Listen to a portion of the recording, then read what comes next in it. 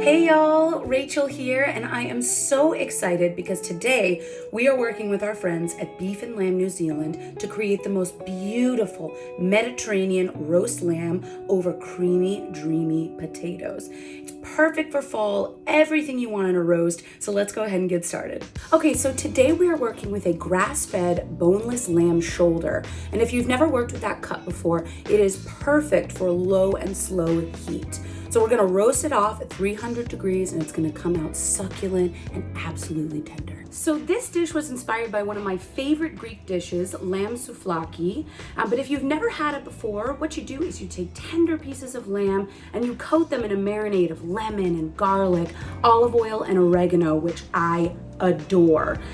Then what you do is you skewer those and you grill them up until they're nice and charred and crispy. But two things. One, I don't have a grill, I live in New York City. And two, it's fall. I'm craving roasts. I want braises. I know y'all feel me on this. So what I thought I'd do is take all of those flavors and put them all over a delicious lamb shoulder and just let that roast low and slow, kind of make my own version of lamb souvlaki. So that's what we're gonna do today. And this marinade is super simple. It takes a food processor, a couple of ingredients, and very minimal chopping. Let the food processor do the work for you. And then we'll just slather it on top of the roast and we're good to go. So first things first, I've got one small onion. I'm going to cut this into chunks, put it into my food processor. And then we also have count them, 6 cloves of garlic because I like it garlicky. And we are just going to smash these and throw them into the food processor as well. If you don't have a white onion, no problem. Feel free to use a red onion. You could use shallots. That size piece is perfect. All right, 6 cloves. Just give these a little pop. And like I said, don't worry, the food processor is gonna do most of the work here. This is a no fuss, no muss meal. So in go our onions and our garlic, and we're just gonna give this a quick buzz. And these size pieces are perfect. We are going to add in a few more ingredients, so honestly, this is exactly where you want it, just like chopped. We're also going to squeeze half a cup of lemon juice, and some of this will be used for the potatoes, and then some of it is for the marinade. So half of our lemon juice goes in. We also have a 1/4 cup of olive oil. And then beautiful dried oregano, 2 tablespoons. And then 2 teaspoons of dried mint. All right, let's blend her up. This is perfect. And we're not adding any salt and pepper to this because we're going to assertively season the outside of the lamb once this is all over it. Okay, before we finish up our lamb, let's talk potatoes real quick. I have about 2 pounds of creamer potatoes or baby potatoes. You want these little guys that are gonna be almost like pockets of mashed potatoes inside a little shell by the time they're done cooking. So you want them to be nice and small. If you do have some bigger boys, totally fine. Just slice those in half and put them on the pan.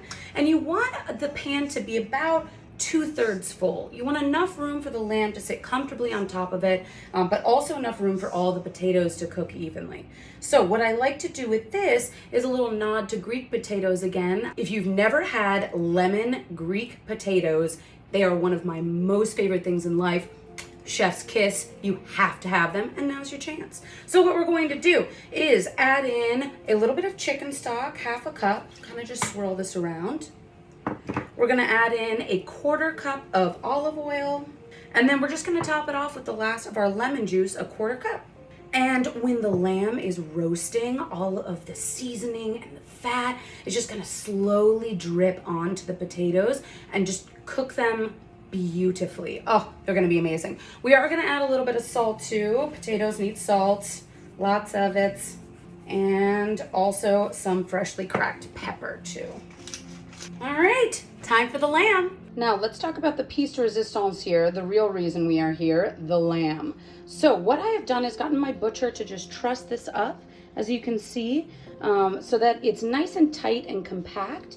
And you can absolutely ask your butcher to do this. Sometimes it comes with a little netting on the outside. You want to make sure you take that off just so you have more surface area for the marinade to permeate. Okay, we've got our marinade here and I'm going to copiously rub it all over the lamb. So one of the reasons I love New Zealand grass-fed lamb is it actually has a higher concentration of omega-3s and omega-6s, which I really adore. It's got such a tremendous flavor. It really has beautiful marbling as well within the shoulder, as you can see. And another reason I love it is I know all of these animals are treated well, they're happy lambs, and they also do a lot with sustainability with New Zealand lamb. So it's just a great product overall, and I've been using it for years, and I just really, really love it. So as you can see, I'm kind of tucking all of the marinade into these little folds here. So you really kind of want to get it everywhere. So we've transferred this roast onto our potatoes, and then I'm just going to season all over with salt and pepper.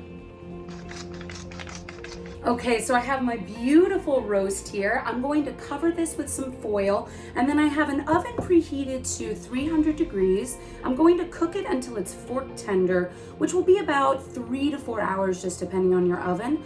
And then every hour, we're gonna take it out and baste it in all of its juices. Ugh, it's gonna be amazing, y'all.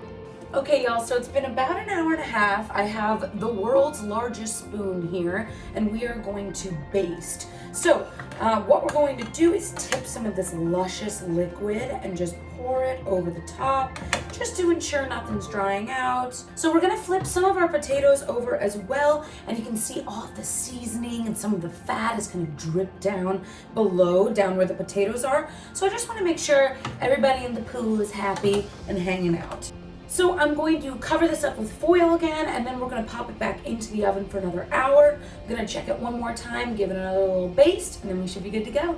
Okay, y'all, so our lamb has been going for about 3 hours or so, and it is time to uncover it. We are going to crank up the heat to 450 degrees, and then just let that baby go for about 20 to 25 minutes. You want a nice brown surface, nice golden brown surface on the outside of your lamb.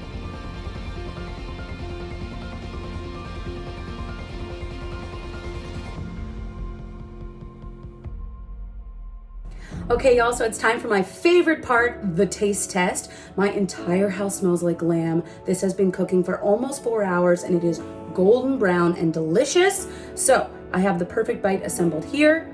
Got a little lamb, a little potato. We're gonna go in. Oh my God, this lamb is so tender. Oh my God. The potato with it, it's so creamy. Lemon, oregano. Oh my gosh, y'all, this is phenomenal. This is perfect for any fall or winter day. Y'all are gonna absolutely love it. And I'd like to thank our friends at Beef and Lamb New Zealand for sponsoring this video. And if you'd like to get the recipe, you can head over to thefeedfeed.com. Hope y'all have a great day. Bye.